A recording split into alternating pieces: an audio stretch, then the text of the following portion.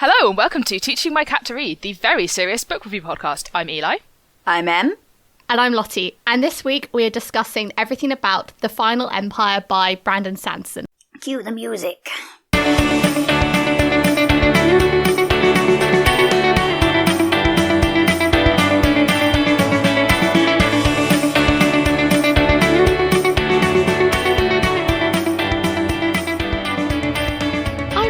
Excited to discuss this book, guys. This is definitely like the Lottie episode. This is where Lottie gets to tell us all about the Mistborn series and I'm so hyped. The Cosmere.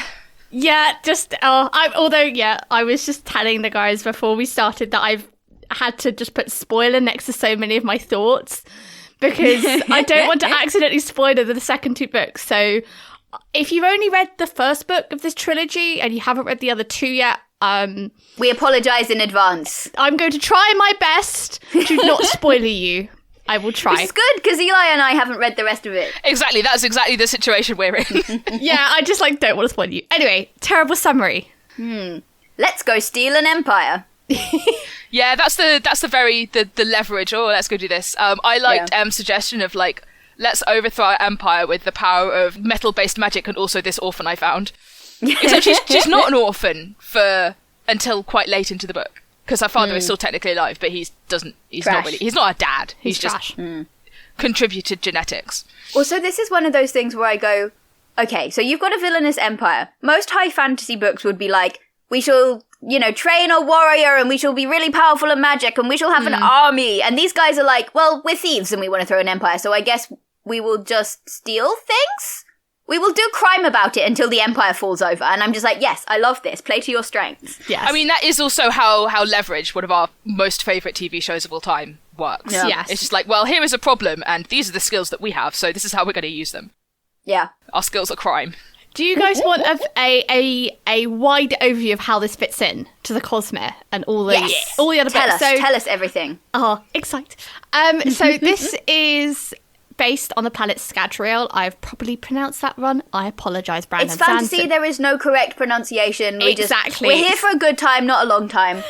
And Scadrial is a shard world. So basically in a Cosmere, which is effectively a universe, there are a number of planets and a number of star systems. And each planet has a different magic system due to shards on it. So on this planet, the shard on it means that the magic is metal based. So I'm not going to go into it any more than that because it's a spoiler. Well, we do see at least two metal based magic systems in this one book, and we only see a little bit of the second one, but enough to know that it's not like there's only just the one magic. There's more magics. Yeah, so there are a number of different magics in this book. Again, I don't want to spoil it because the brilliant thing about this book is rereading it, you still pick up things. And so the main magic system in this book is called Alomacy, and that is effectively where you, as a Mistborn, i.e. you can access the power of all the 10 metals, or as a Misting, where you have access the power of one of the metals. You eat the metal and as you do, and then you burn, quote unquote, burn this metal to access the power. However, if you have listened to our previous episode on The Emperor's Soul, and you've also read that, which is the novella by Brandon Sanderson, how they tie together is that in The Emperor's Soul, there was a magic system called forgery, where Shire uses a stamp to effectively change somebody's soul in the spirit world. And in this book, effectively what happens is the spirit world is effectively the conduit for where the power goes via the metal. So different metals have different molecular structures, and the different molecular structures means that the power of the shard is acting through them in different ways? Yeah, it acts through them in different ways. So the metal itself, like a bead of, say, iron, doesn't actually have any innate power in it, but it allows the Mistborn or Misting to access said power. Okay. And yeah, so sort of that's where it fits into the spiritual, cognitive and physical world. Oh, yes, I was wondering about that, because I couldn't quite map it myself, was like... Yeah, you don't really need to... I think you don't, especially in the first book, like in these books in particular, he introduces that structure of these 3 levels. And so you don't really need to have a deeper understanding of what the hell's going on, like, unlike in, say, Way of Kings, where one character just, like, off to the cognitive realm and just for a laugh.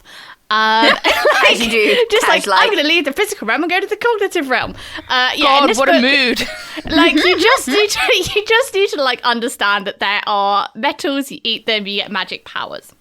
Just no bodies, only vibes. That's the dream. Also, I was going to say, you don't quite eat them. Like, they're like in solution, right? So what you get is like people basically doing shots before they go and do anything difficult and terrifying. I was going to say, they're not in solution, they're in, like, suspension. So it's like the water is there to help you get it down. Right. Well, no, because I was thinking about this, right? So, like, let's say you eat a really juicy steak. There's iron in that. Can you burn iron from having eaten a steak? And it's not quite clear, because obviously alloys don't exist as molecules, they exist as structures, because they are molecules of, say, you know, zinc and whatever else, or whatever, you know, brass contains lots, like zinc and copper, and if you separate those molecules from each other, how can you really say it's brass anymore, right? So, you know, I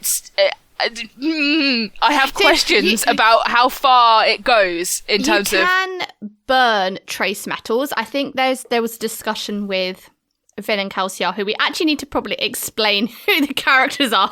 There is a sense that, like, Vin, our main character, has been sort of intuitively burning the trace metals that she consumes in order to give her an edge on the rest of her thieving crew for most of her life. Yeah. So, Vin is the street urchin who is in a thieving crew and gets picked up by Kelsiar and his ragtag gang of thieves. And Vin is 16, I think she's mentioned, but very petite. So she's mistaken for a child quite a lot in the book, or in a number of occasions. And so I know one bit which Em messaged me about was when Kelsiar's crew rescue Vin from this evil crew and take her on board. And Kelsiar realises that Vin is also a Mistborn, so i.e., she can access all the 10 different metals, like Kelsiar as well.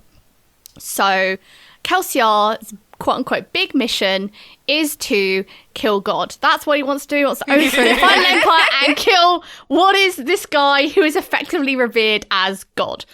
And shenanigans happen, magic trainings happen, rebellions happen. Yeah. I gotta say, as books with the whole, like, you know, our aim is to kill God, this one is a lot less whingy about it than his Dark Materials, which, like, I love, but it's a bit diatribe-y, whereas this one is not at all.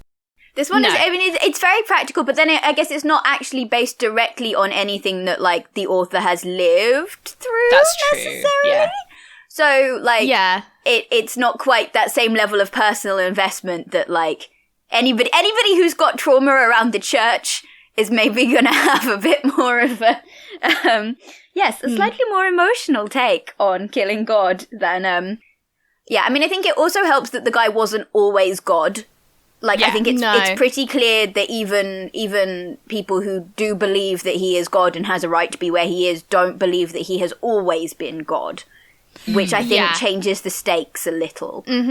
Yeah, the Lord Ruler, who is revered as a god, has been in power for a millennia, and so he has his minions, the Obligators and the Inquisitors.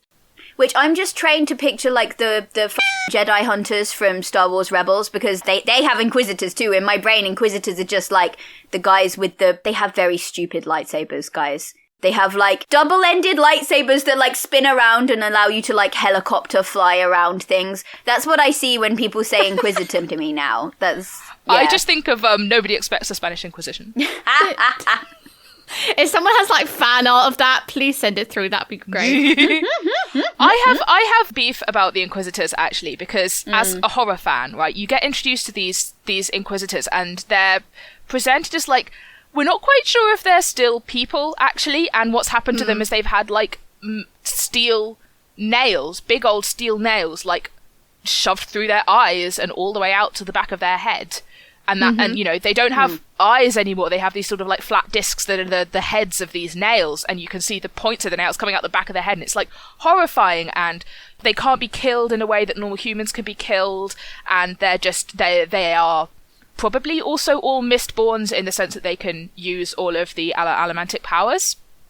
And it's this really horrifying thing where it's like, you know, what happened to create these? Why aren't they dead from these spikes? And at the end of the novel, it turns out that one of the characters we thought was dead has actually been turned into one of these things, and it makes them a lot more sympathetic, and it kind of demystifies them. And it actually, I didn't like that. It makes them much less scary. Well, they start having a place in the political structure almost, don't they? Like you're introduced to the like sort of the internal world of the Inquisitors by the Inquisitors essentially using the chaos that Kelsier and co have created to argue that they should get control over the government, essentially. Which has been a long-standing campaign of theirs. Yeah, so they're, like, obviously, like, conscious and people enough to do, like, long-term politicking, essentially. Yeah. And suddenly they're just people with nails in their eyes, and you're like, oh, all right then. Yeah, like, they've been shown to be really dedicated to hunting down Vin for some reason that we don't quite know. And it makes them scarier, because, like, why do they want her so much? And it turns out it's just because of who her dad is. It gives them a political... like a bargaining chip, essentially, or not a bargaining chip, but it helps their political cause to know that her dad fathered an illegitimate child. And it's not really about anything to do with her at all, or what the plans she's involved in. Yeah, totally. Spoilers. But that feels sarcastic, Lottie. Do you know something? Do you know something maybe that we don't know? Maybe. Book 3. Things happen. I mean, it is clear. So Vin does have the like young adult protagonist thing of like, she's just very, very good at the thing. Immediately she picks it up and she's very, very good. And like, given that she goes on to be in the later books, I'm assuming that we find out that there is a reason for this. But it's not made clear in the first book. It's like, you know, find out. Read the next books and find out. So I think one of the reasons why she in particular is so powerful is that... So in this land, there's sort of two classes. So basically what's happened is that over time, the land is covered in volcanoes and ash mounts, and they spew ash everywhere. And so one of the opening lines of the book is like, the ash fell from the sky. And because ash falls from the sky, everything is covered in soot, everything is brown, everything is black. There are no plants, there are no flowers. Everything's just black all the time. Well, there's plants, but they're not green. They're like brown, and nobody remembers when plants used to be green. Yeah, and there's the sort of the noble class and then the worker class. So the noble class and noblemen they are the ruling class. And then the Scar are the working class who work in the fields and effectively, you know, farm the crops that then the ruling class eat. So I guess it's sort of... I mean, they're slaves. They are... Yeah, they are slaves. They're overseers. Overseers, yeah. They have, like, overseers. They... You know, it is very much like chattel slavery. Yeah, no, it is. I mean, they're called plantations. Like, I think if you're going to draw an analogy with anything in our current like social understanding, it's slavery along the American Deep South. Yeah. Which isn't, of course, to like abrogate Britain's role in that, but like in terms of the situation on the ground, that's And basically, the Lord Ruler has banned people who are from the ruling class to have kids with Scar, but it does happen. And if you're higher up in the ruling class, effectively, if you are descended from the quote-unquote original Mistborn, the original people who had Alomic power, that bloodline means you have stronger power. And because Vin's father is high up in this system and is very high up bloodline-wise, that is why she is stronger, or one of the reasons why she is stronger than, say, Kelsier, because her quote-unquote bloodline is more direct to these original Mistborn.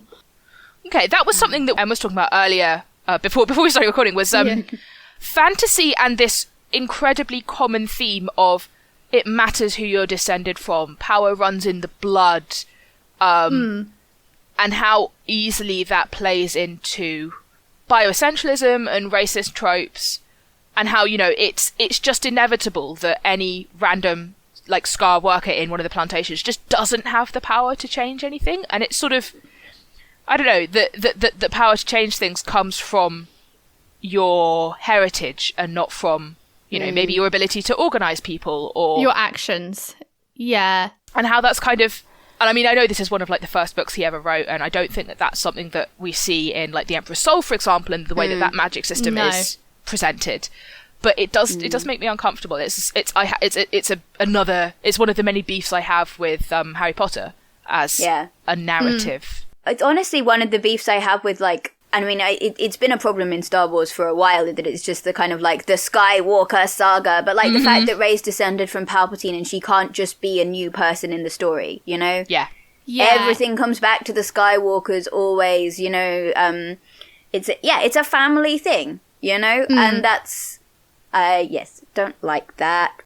No, I think it is an interesting point, like, because in the later books there is an explanation of why this situation has ended up like it has in this final empire. Like, how it got to this point is explained.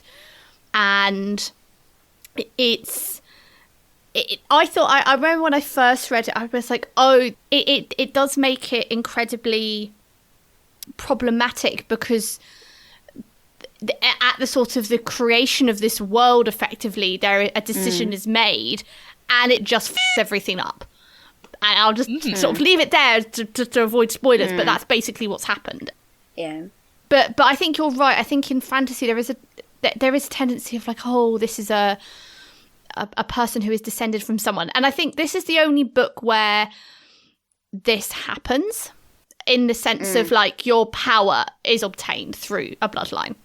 It's easy to see why that is such a popular trope for authors, because it immediately gets you like a bunch of things for free, like the weight that we give to descendants and you know, the weight that we give to inheritance in our world, and like who your parents are. I mean, you see it with, like, you know, with adoption in our world, that people still sort of like, you know, oh, but who are your biological parents? And you know, you immediately get all of that baggage to play with. Yeah. And you get a built-in set of rules. You get a built-in set of rules and expectations that you don't have to establish about how things work.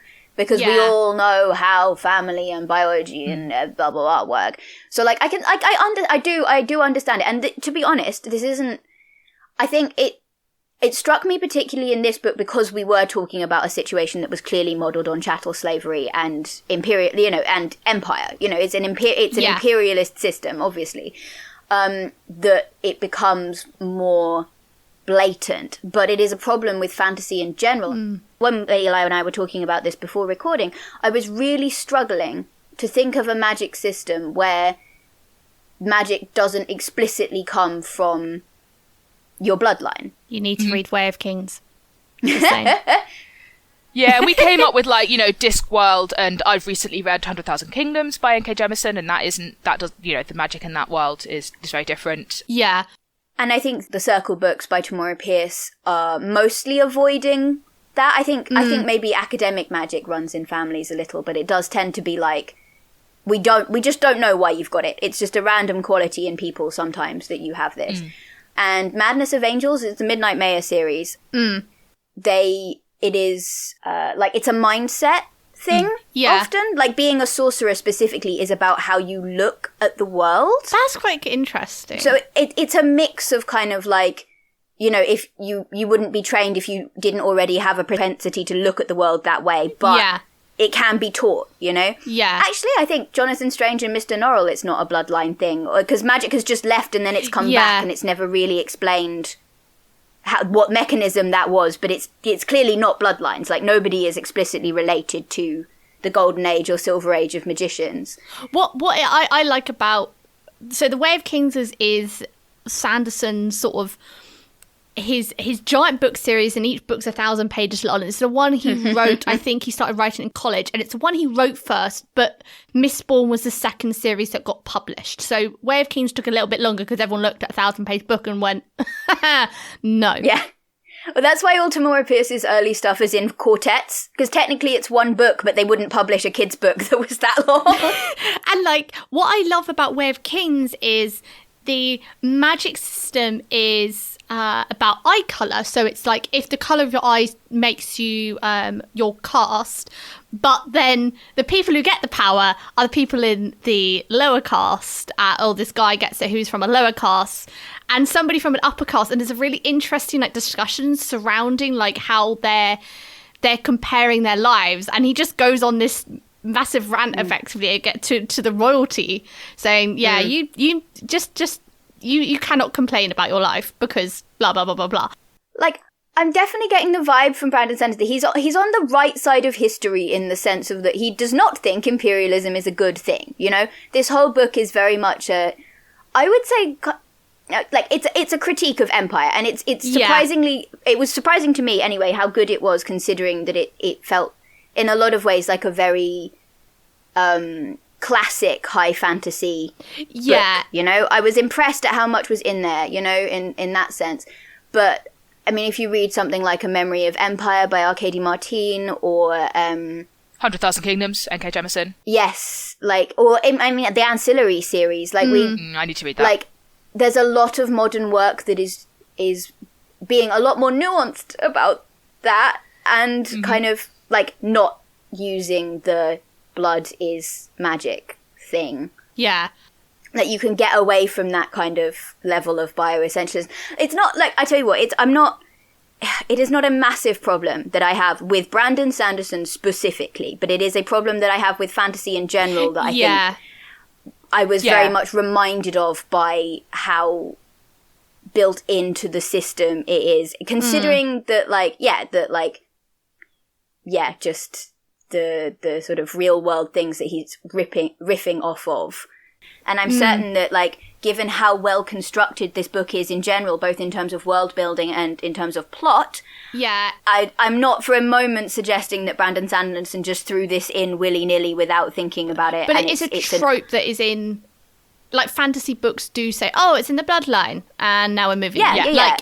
And when I think about, like, fantasy books I've read, it is like, oh, it's this guy's reincarnation or bloodline or something like that. And it's nice knowing now that his other books don't focus on that, if at all. And I mean, as a first in a trilogy, to take advantage of these tropes and this like these genre shorthand, right? Like of saying, well, okay, so it's descendant, and then you just don't have to explain a lot before that, because suddenly everyone, you know, it's a shorthand for explaining how your magic system works. That means you don't have to go into detail, right? Or leave it so unexplained that your readers can't follow. Yeah.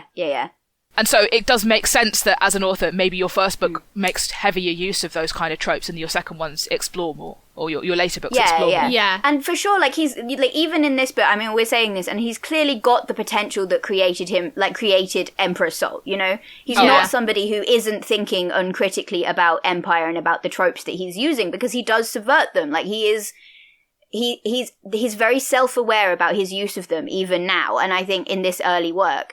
So it's, you know, like I said, it's more I'm coming at this from a very Doyleist perspective of the, like, you know, trends in fantasy in general. That this brought home to me was that how rare it is to see a fantasy novel where the magic doesn't come from bloodline in some way. Yeah. I'll tell you one thing that I found that was really refreshing about this book to me was that they're planning this, it is a heist basically, where they're planning how to steal their way into overthrowing the final empire. And they do have several conversations about, well, what happens next? We're going to install this other guy, but like, you know, at some point, all of the smoke and mirrors that we've set up are going to dissipate. Whatever elaborate excuse we've concocted to get the big army out of the city so that we can take it over is going to wear off, and the army's going to come back. Like, at some point the other shoe will drop. How do we deal with that?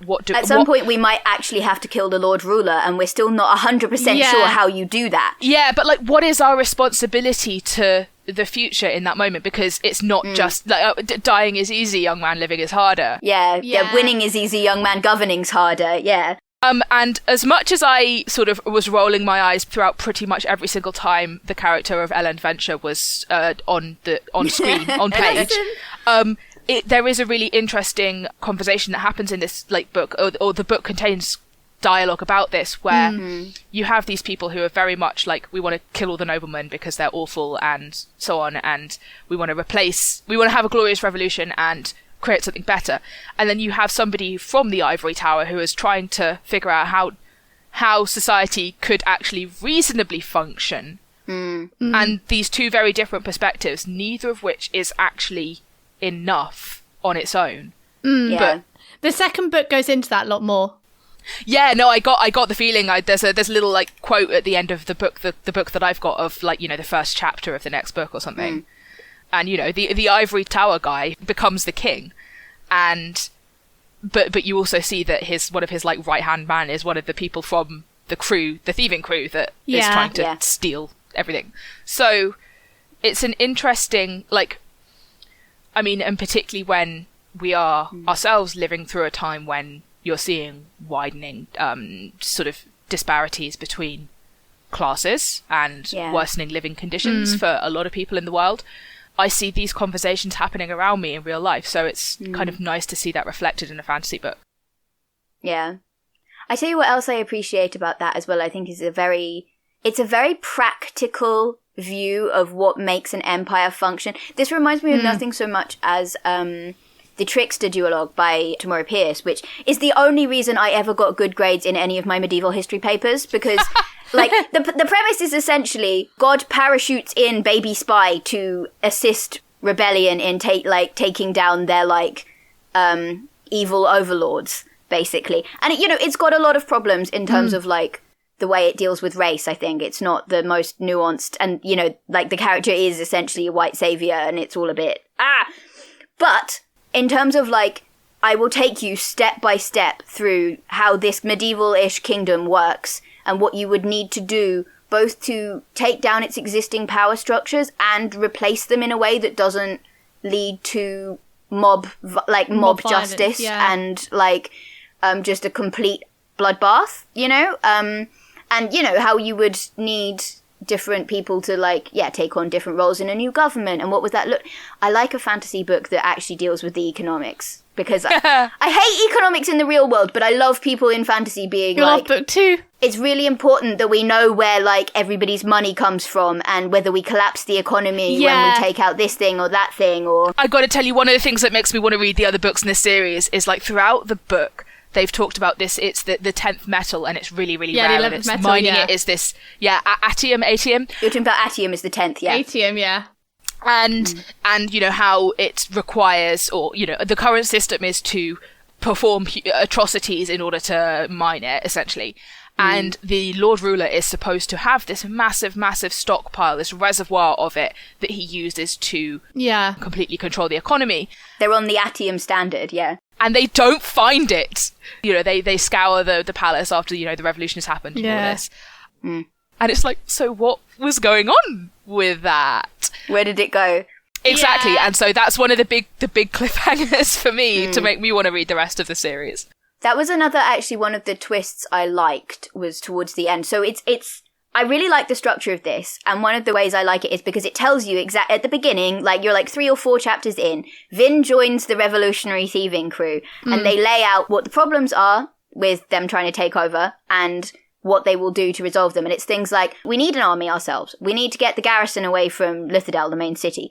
We need to deal with the ministries, which is where the obligators and the inquisitors are, in some way, because they are extremely powerful and we need to get them out of the way. We need to get the Lord Ruler out of the way. And it's very you walk through them step by step with the plan, and you see things go wrong and then deal with it and then have to adapt the plan on the fly. But it's very structured, from the start what the problems are and what they're planning to do about them. And one of the things is, we're going for the atium because it's the basis of the economy. And it's one of the metals that if you burn it, it allows you to see the future, a couple of seconds ahead. Yeah. So for allomancers, and particularly Mistborn, it's one of those it's the metal. It's very useful. If you have that and your opponent doesn't. Yeah. And they keep going on about how they're going to get the atium, and the atium is the basis of the economy, and they can't lose the atium. And the atium only comes from this one place, which is Kelsey has survived being essentially a slave in there. Pizzahatian, yeah. And nobody survives there, so he is known as the survivor of this place because it is massive, massive secret that's how they get their atium, and nobody is allowed to know this. Yeah. And the fact that he knows this is almost as dangerous as the fact that he's a Mistborn. Yeah. So, like, the whole system, essentially, is...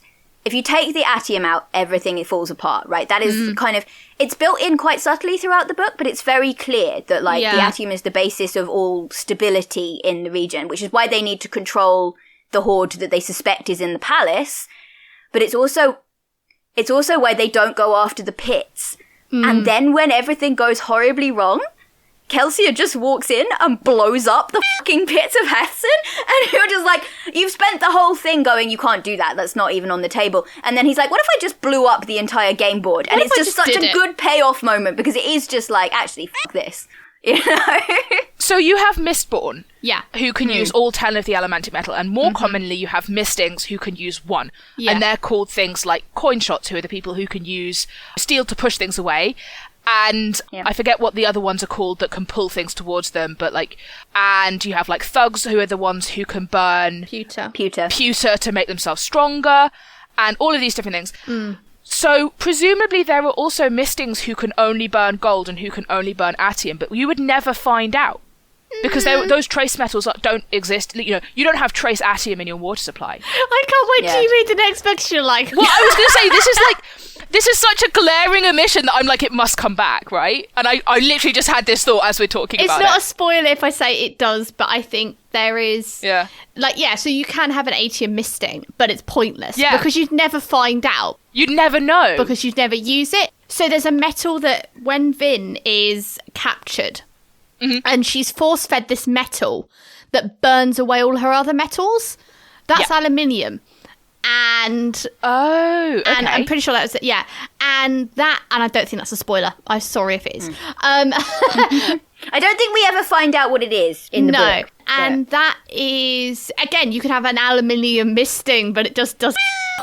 But one other fun fact, which is, again, I say it's a fun fact, it's if you've read Rhythm of War, which is the most recent book in the Way of Kings series, and in that book they have little spren, which are sort of like physical manifestations of the cognitive realm. And they're sort of like little tiny ghost things, and they are like, you have pain spren or heat spren and all these stuff. And so they make devices called fabriels to put the spren in. So if you have a heat spren, you whack it in a fabriel, you have like a little fire. Or like a fire type thing emitting heat. And the metals they use to capture those spren are the same ones that they have in Scadrial. And it's the same impact on the spren. And I got so excited when I read that like little link. I was like, oh my god, it's like, Science Lady does science, but it's with Scadrial. Also got Scadrial actually got a shout out in name in that book, and it made me so happy. I love it when the world building comes together. Oh, the world, yes. Like, so in this book, there are a few references to world hoppers, which are effectively people who hop between I the saw worlds. Hoyd. Hoyd turns up. Rascal spotted. Hoyd turns up, yeah. And in this book, and I think in a lot of the other books, he normally turns up as a beggar. In Way of Kings, that's his, like, the one where he's actually expanded as a bit more of a character, and he is actually having his own series in future. Nice. Which is basically follow his world hopping adventures. And Demu, who is the captain in this one, who was in the caves, he turns up in Way of Kings, just like as a world hopper. Okay. I mean, I liked him, but I didn't expect him to be... I had not twigged. I would not have guessed. No, so you wouldn't have... to be fair, I didn't even guess until I think it was like... So Sanderson had renamed them as their quote-unquote world hopper names. And it was like somebody in an interview said, oh, who's this guy? And he said, oh, it's this guy from Mistborn.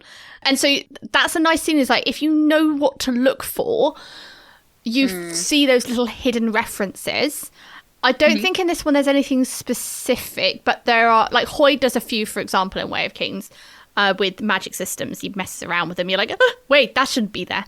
But in this one, it is more subtle. But what I do love about his books is you can read them as a whole and be like the biggest nerd like me, or you can just read a series and enjoy that on its own, and it's completely standalone to the others and still enjoy it. You don't need to read the others to get the enjoyment out of it.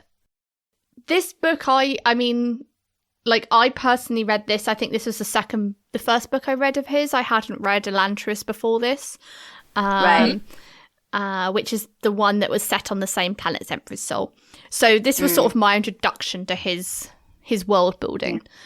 And I think it's a good introduction. Like one of the things I was really impressed actually by just how like solid it is construction wise. Yeah. And like how, considering that like, yeah, it's using a lot of the established tropes, the character stuff was actually very interesting to me. And I know we wanted to talk about Vin and how like she's the only real female character in it and that, but I also wanted to talk about her relationship with Kelsey and with like just the concept of having relationships with people in general. Yeah.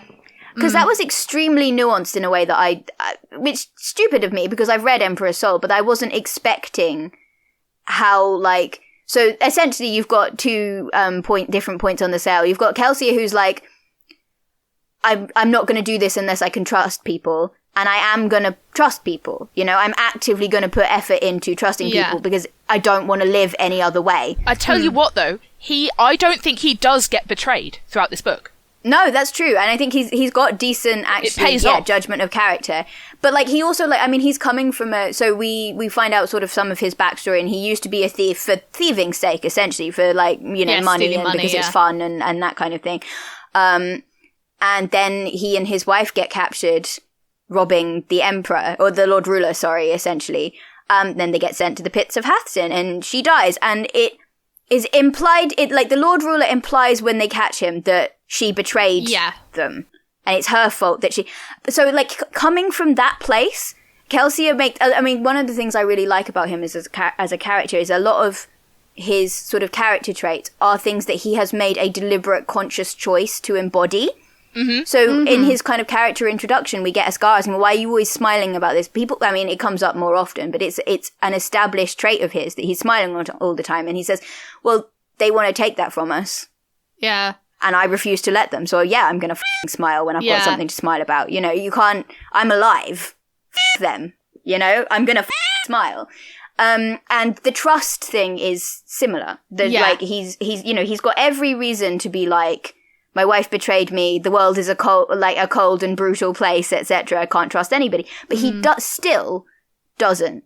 He makes a conscious choice to trust in only the way that someone who thinks they've been betrayed before can. Yeah. Yeah. Like, it's deliberate in a way where he knows exactly what he's letting himself in for. And really just impressive. And it's something that I love him for. But yeah, I was going to say Vin is on the other end of the spectrum in that she has been abused by those closest to her all her life. One of whom has spent his whole life telling her that she shouldn't trust anyone, that anyone can betray her. One of the things I like is, I mean, I agree with Eli that I don't think Kelsey is actually ever betrayed properly in this book. But it's one of the conversations that he and Vin are having throughout the book is, do we default to the most suspicious option here? Yeah. Who do we trust and why? What do we trust them with? And sometimes Kelsey is right. And sometimes Vin is right. She's and right about Elend, annoyingly. Yeah. It doesn't let you have the simple answer of one of their worldviews is completely justified in the end. You know, it's very like, sometimes you're right and sometimes you're not. And sometimes it's more complicated than that. And I really enjoyed that, how that back and forth and conversation went on throughout the whole book. Yeah, it also ties into what like Zazad's point of thought is. So Zazad is a talisman who we learn the second of the metallic arts. I can't pronounce it. Feruchemy, there we go.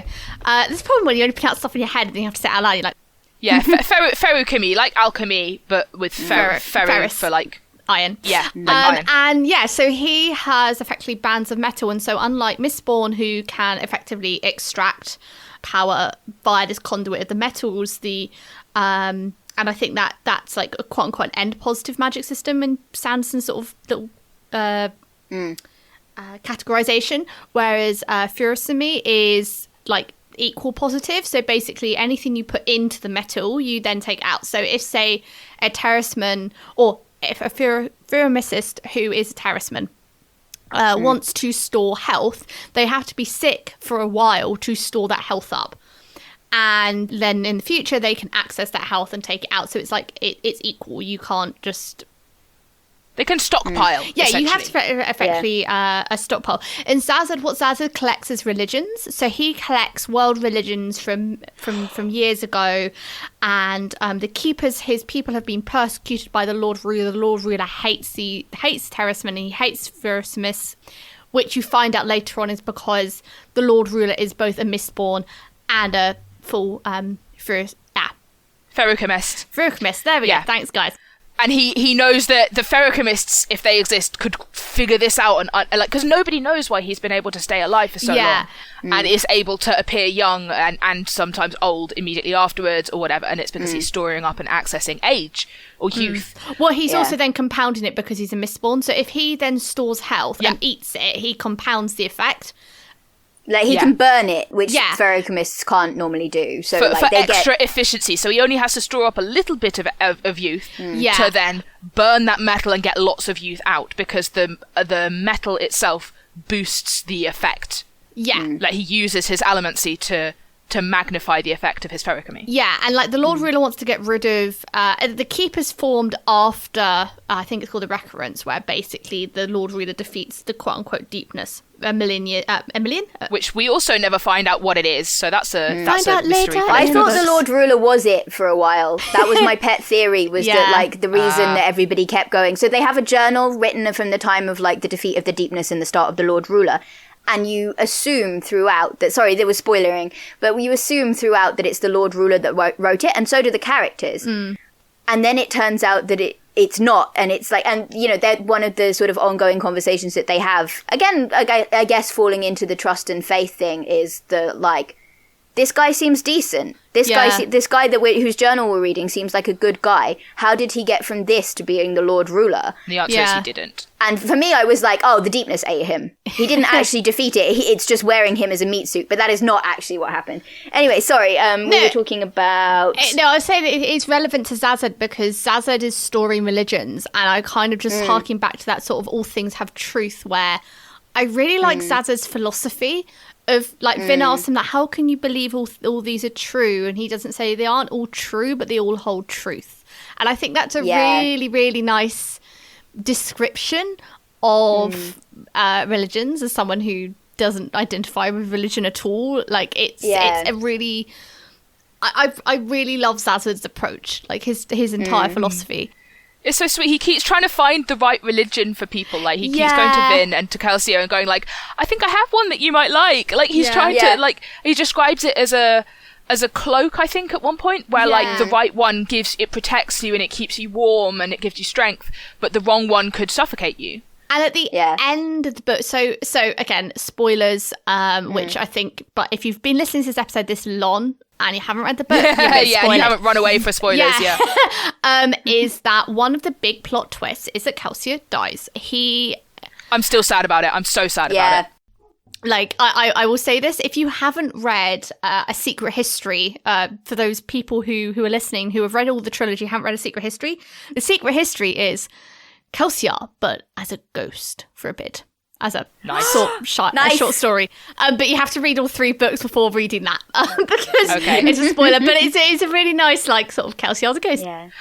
I tell you what, though, so Kelsier dies, and he dies like to become a martyr for the cause, and it really reminds me of something that I can't. It's on the tip of my brain, where there is another thing where there's somebody who is leading like a revolution. Was it not Windsinger? Maybe somebody. No, well, the similarity that I'm trying to figure out what it is that's similar to is somebody who is leading a revolution. Everyone's like, you're just in this for personal gain. You don't actually believe in this thing, and then the person dies for the cause, and I can't remember what it is that I'm remembering.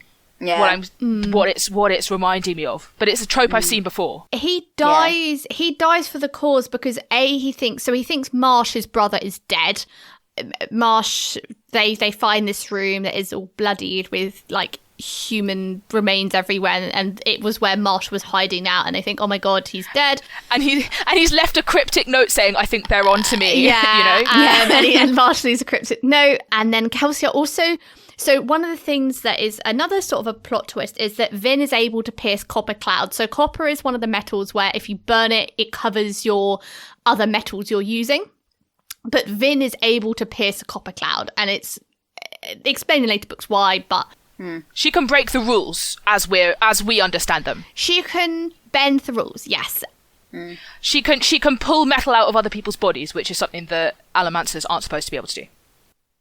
I think they're sort of playing with the kind of the chosen one who doesn't know they're a chosen one trope of everybody knows the established rules apart from the chosen one who wasn't brought up in the system and thus can do things with it that everybody thought was impossible because their thinking isn't restricted by centuries of orthodoxy. And I think if you finish the third book, I would recommend you go back and reread that bit again because it is explained how she does that.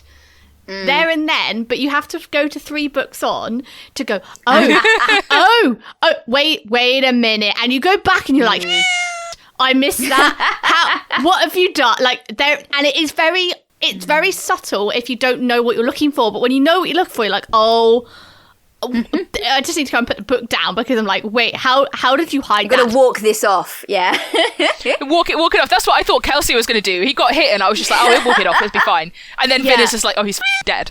Yeah, I mean, he died as he lived, making extremely deliberate choices. But because he realises that Vin can pierce copper clouds, he realises, hang on a minute, maybe my wife didn't betray me. Maybe the Lord Ruler can also do that. And therefore, because they thought previously, like, you can't pierce copper clouds, it's against, like, physics.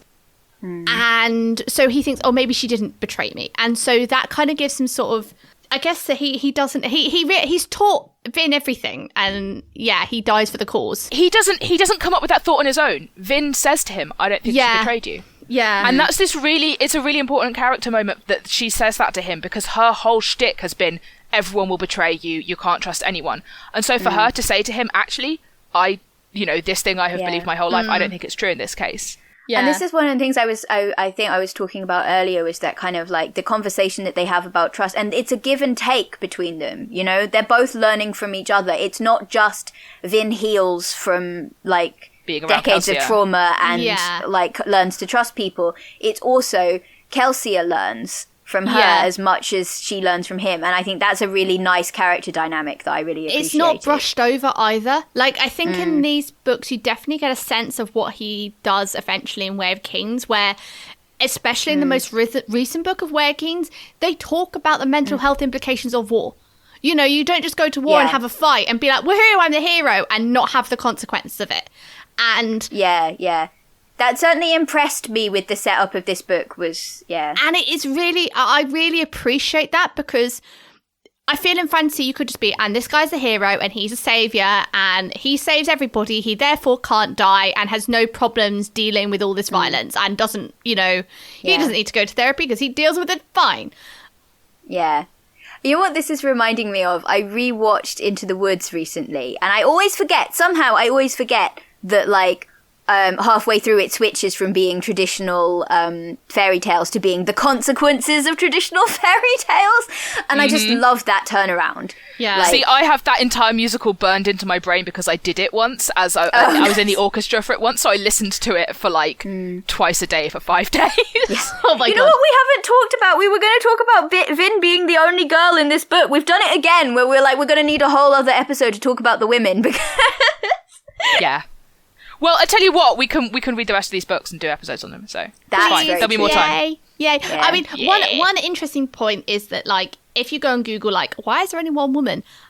There's a Reddit page where someone's like, why is there like this book doesn't part of the Bechdel test? And like Brandon Sanderson replies and says, this is a valid criticism. There should be more women. If you're going to gender bend, so in that they're actually writing a screenplay for a TV show for this book series. I mean, whether it comes out, it is another matter. But in that book, both, I think, Dox and Ham are both written as women. I was going to say, I want the thug to be a woman. I want Big Hench could, like, kill me with, like, yeah. And it's really... I want big lesbian moods here. It's really nice, I feel, as a reader to see an author acknowledge that there should be more women in his book. And I think he said it in a podcast where he basically said, I felt so proud of myself for writing one woman in a heist, in a sort of a heist thing, that I forgot about everyone else. The foreword has a bit about like him thanking somebody for helping to understand the inscrutable workings of young women's minds, and I did read that and I went, bless. Like, I know I have been told that he gets better, but I tell you what though, I think he actually does a good job. Like that's one of the things that I actually was like, okay, so I do, it is a criticism. There could be more women in this book. I do enjoy the fact that Vin feels like a very three-dimensional, well-written character to me. And the fact that her not like other girlsness actually blinds her to when other women are just as deep and complex as she is. Yeah. Like, there are a couple of noble women that we meet that she interacts with on a regular basis. And in both cases, she underestimates just what is going on with those women and how awake they are and how serious their own stratagems and like they've got going on, but because they're pretty and they care about marriage and they care about gossip, Vin kind of, she uses them in some way. She is aware of them like superficially, like what they're doing and what they're capable of. But she does dismiss them as threats on some level that comes back to bite her in both cases. Yeah. So like the fact that I like the fact that her it's not that she isn't not like other girls or whatever, but that is kind of, it's not a benefit to her always. Yes, and we are like way out of time, so we need to wrap this up. Who do we want to fight? Ooh. Ellen's dad. Oh yeah, no, that's valid.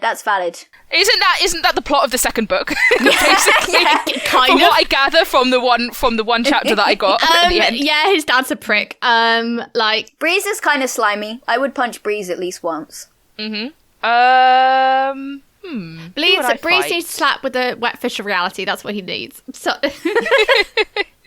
I tell you what, though, I liked that Breeze... I kind of expected Breeze to betray them, actually. And I like the fact that you had a bunch of characters who had very different life philosophies who nevertheless wanted to work on this thing. Yeah. And they managed to, get along and trust each other despite having these very disparate worldviews. I enjoyed that. I was waiting for a betrayal and I was pleasantly surprised when it didn't happen. Yeah, same. Yeah. I don't know who I would fight, actually. Nobody stands out. Yeah. I don't know. I feel like someone should slap Elend just because he deserves, just because he should get slapped. He annoys me. One point in his life, he shouldn't go through life unslapped. You can't even say Reen, Vin's abusive brother, because he does actually... That's the fun twist at the end of Vin's arc, that, it turns out that the Inquisitors got Reen and he never gave her up. Yep. Yeah. And despite constantly saying he would betray her in the end. Oh, no, it doesn't, but it's a nice case of that, it's not but, it's and. Yeah. Reen was an awful abusive brother, and he, never broke. He died protecting her. Yeah. Yeah. Yeah.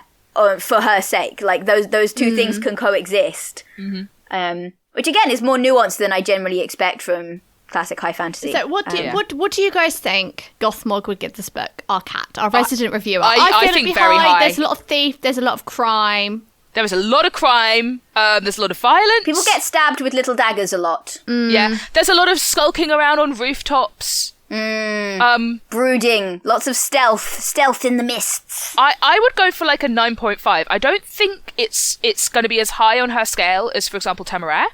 Yeah. No cat. We don't have any actual cats. We don't have any actual cats. I feel like Vin is very cat-like as a person. But that's not quite the same as the dragons that are just giant cats. Yeah. Hey, isn't this one of the first books in a wild fantasy book that doesn't have a dragon in it?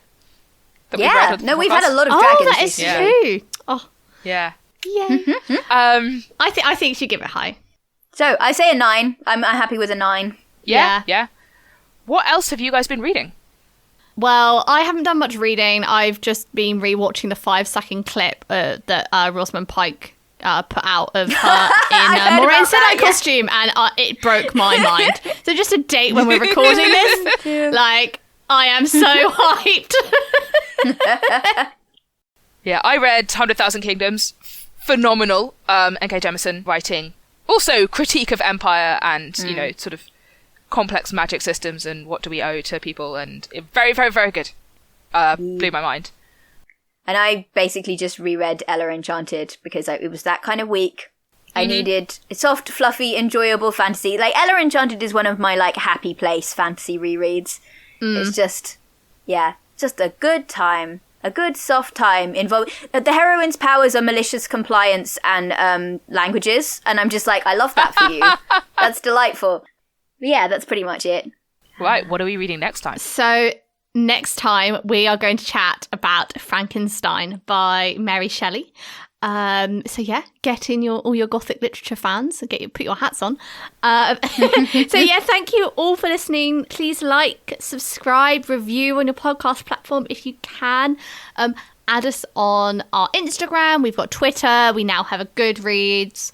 And also check out our website where we have all of the different books we've read and links to the episodes, so you can click through and listen to them directly in the Spotify player on the website. If you Lottie just rearranged it and it's really pretty. Go look. Yeah, I'm quite proud of that. So yay. If you want to recommend us a book or just say hello, send us an email to teachingmycattoread@gmail.com, the 2 being a TO. There is also a contact page on our website with a form to fill in, which will send to that email if that's easier. Add hello there to the subject so we know you're not spam. But yeah, say hello, send us a message, and recommend us some books to read. Big virtual hugs, and we'll see you next time. Bye. Bye. Bye.